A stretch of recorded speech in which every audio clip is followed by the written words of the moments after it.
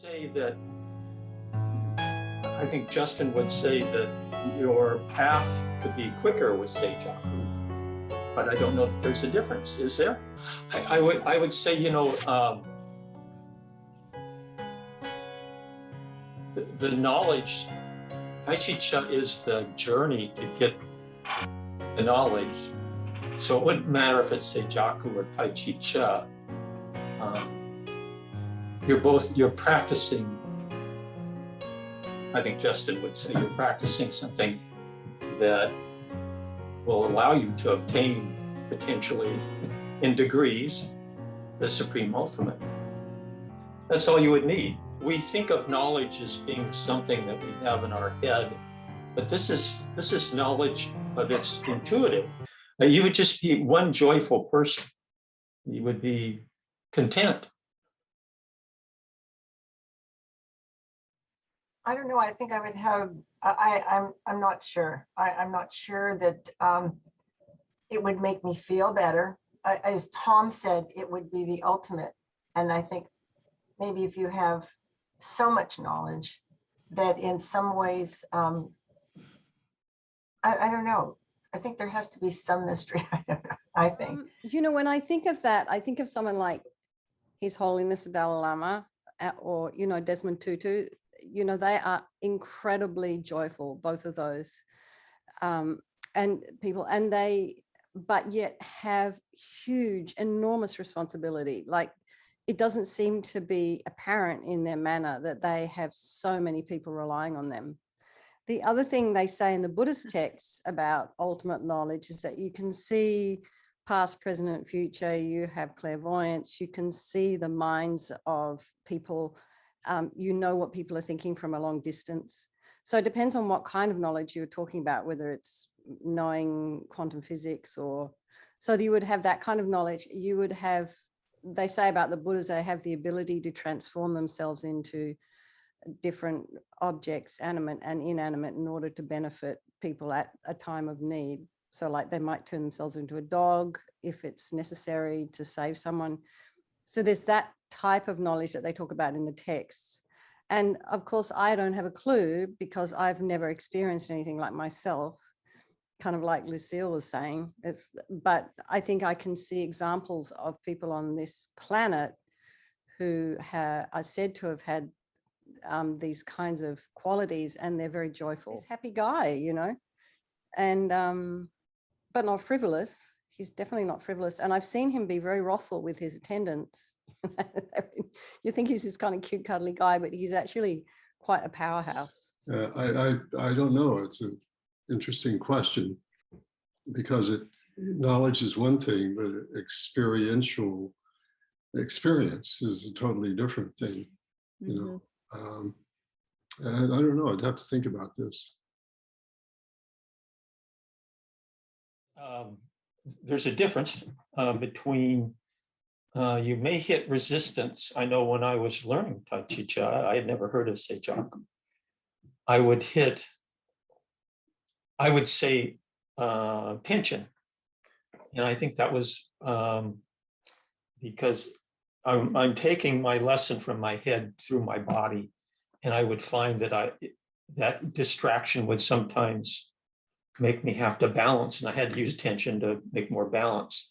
But I had a lot of challenges with Tai Chi Chih in general, learning how to relax, how to be soft. So everyone's going to be different that way.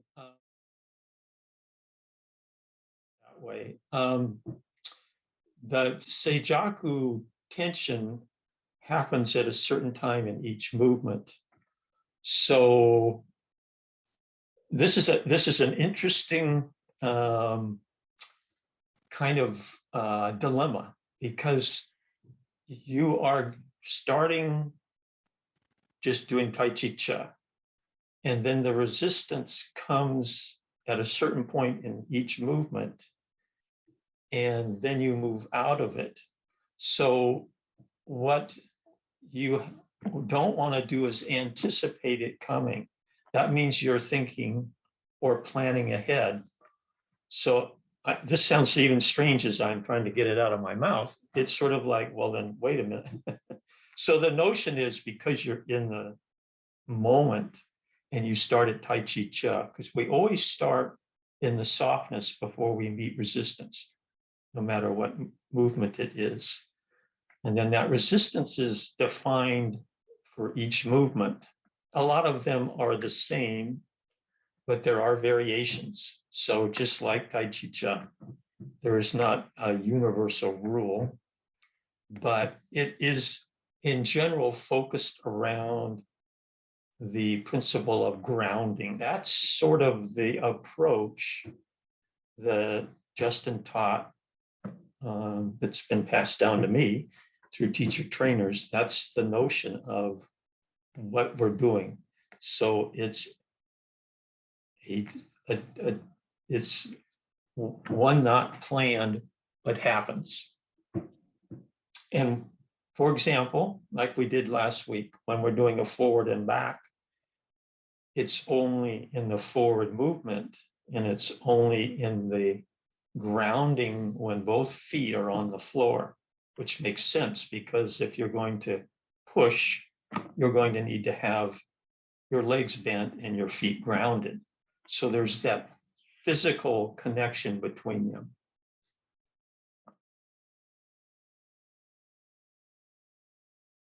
Tai Chi Chih, the definition of Tai Chi Chih is the ultimate knowledge, but it's the intuitive knowledge. Justin says that you are born with that intuitive knowledge, and your habit energies take you away from that.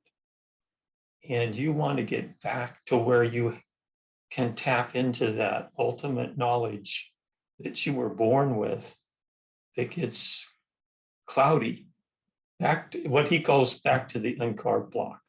So that's sort of what that means. Seijaku is, Justin says, gives you the ability to generate more chi.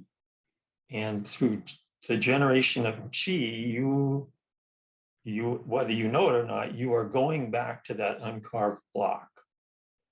So that's why he introduced Seijaku.